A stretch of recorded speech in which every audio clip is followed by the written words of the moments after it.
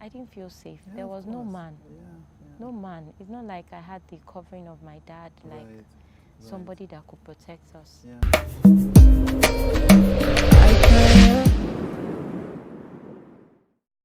Hi, it's your girl Kathy Shine. I hope you're fine.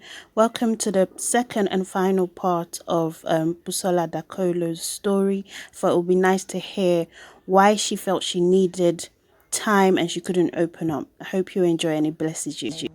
I was still contemplating how should I tell my sisters. The only thing that just kept me from telling them was, this person is just acting nice.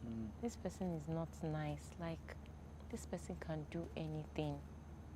I was just saying it. I was already saying it like, I don't think he's really truly born again. That's how I was saying it then, because I just felt that you won't be born again and then you do this kind of thing, and it felt like he didn't have any remorse. It felt like he could go back to do anything, you know. So that's how I also just felt like he can come to my house, send someone to come and do something, come and kill, or I didn't feel safe. There was no man. No man. It's not like I had the covering of my dad, like somebody that could protect us. My mom I was all sold out to just be there for my mom. Like, I couldn't even tell my mom. And my mom and I, we sort of used to talk. I was like the stubborn person that, you know, some things that were troubling her, she would easily talk to me about them, you know, and I would pray with her and all those things. So all this, I was quiet. I would still go to church, come back, but then I now stopped being active in choir. I just told myself, on no account should you be with this guy alone. On no account will you go to his house again. I was just trying to like give myself different things to avoid, so I don't find myself in that state anymore. And then myself and my sisters would still talk around, because they held my virginity like it was theirs. So they would talk around it. Hey, Busola, when you even have your first boyfriend, oh, don't do this, just continue. And I would still smile. But whenever we had such conversations, I would just run back to the room again and cry, you know. I traveled it was when I was in Lagos. I told one of my sisters, she was coming to Lagos, that please let me just follow you. I just want to come here to Lagos. She came to Lagos. I followed her.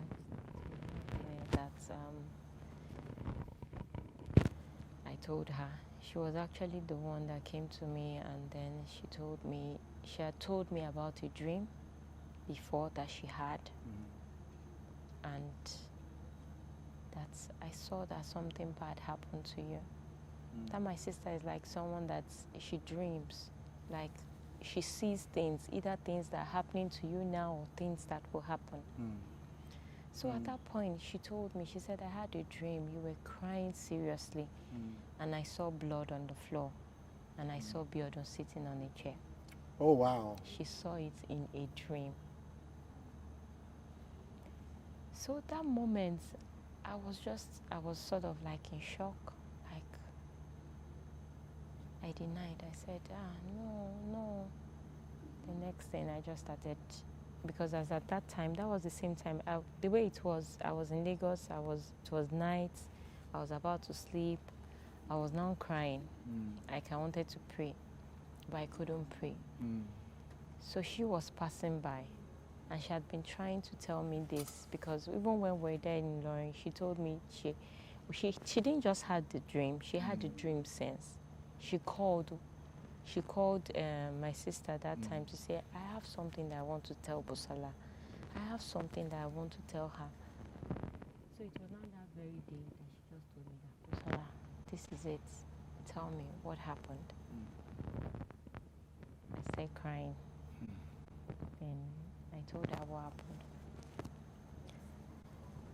She started crying with me. She was mad. She was like, Busola, we have to go back to Ilorin. We have to go back to Ilorin. So we came back to Ilorin that week. My brother was in University of Ilorin then. Called my brother, called my other sister, because then I have 3 older sisters. One was in Kaduna doing her youth service, or Kano rather, doing her youth service. And this one that followed me to Lagos, she wasn't the one that was there that day that it happened. I was sleeping. So that when we returned back, we told the other 2. My brother was angry. My brother took pocket knife, just dragged my hand. Let's go to his house. We went to his house. Immediately saw my brother and I coming. He quickly came out of his house. I was like, Busola, what's the matter? My brother's name is Tunde. He was very mad. Just called him, I'm going to stab you. I'm going to kill you. What did you do to her? He was begging. He was like, I'm sorry, it's just the devil. I don't know. It was just the devil. So at that time, someone was around, a church member. In his house? Yes, a minister, Wally. Right. That one is the pastor of the pastor of the branch in Port Harcourt now. Now, right. Yes. So this person is still with him? Yes, he's still with him. So, but as at then, he wasn't a pastor. He was a minister in church, like prayer minister. Right. So he now said we should come to my house. Myself and my brother went back home. Then they now came to my house. As at then, they called another minister. So we started talking. He came with another minister? Yeah. That he was really sorry. He didn't know what just came over him. Like, he was really sorry and all that. I was there. I couldn't say anything. It was just like, devil. Like, it was the devil that he didn't have the intention of doing that. Biodun and a minister in his church come to your house to meet you and your brother. That means this minister knows about that Biodun had sex with you. Like, even if he didn't know that it was a rape, he knew that Biodun had sex with a girl who wasn't yet 18. Yeah. So he comes to your house and they talk to you and they say it's the devil. Yeah, right. We were just outside. They didn't even enter. The house. My brother came out, I came out. So they started saying it's the devil, this, like that. Meanwhile, the minister then, which was Wally Sweater, and there's another minister, Flo. Right. And Flo actually happens to be my second cousin. Flo is the second cousin. Flo used to be the pastor in yeah, Lagos. Yeah, is he still the pastor in Lagos? I think so. Right, I don't okay. really, yeah. Right. So, but it's not like we have that close relationship. Yeah. So he came with 2 ministers, or he came with 1? Yes, I think Wale came by himself. Right, so he came with Flo, yes. Then Wale came and joined you. Yes. Wow. So, that's how they were talking. I'm so sorry, I'm this. I wasn't really even listening to everything because all that was just on my mind was I can't get back my virginity. Like, it's been done the way I think right now. You don't know my state. So I just said, I told my brother then, like, I want to leave the church. Because I wasn't even listening to the word. And I told Wale, I told him I want to leave the church. So he too, when he heard, who is he actually no, that's Wale right. Sweater, Right. the pastor in Port Harcourt now. Right. He too, he was like, this kind of thing, no, I'm going to leave the church. It was the prayer minister then. Right. It was the one like the firebrand, So it was like, no, I have to, you can't even tolerate this, that this is just too much. It wasn't like maybe they even heard my narrative or they just knew something happened. Yeah.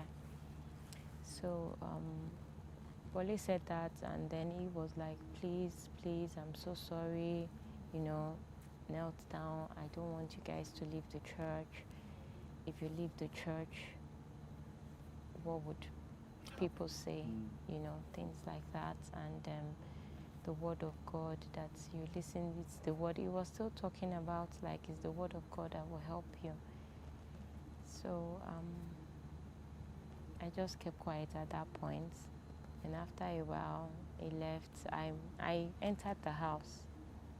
They were still having, yes, they were still having conversation. It was now later on I was chatting with I came out. I was talking with Minister Wally. Right.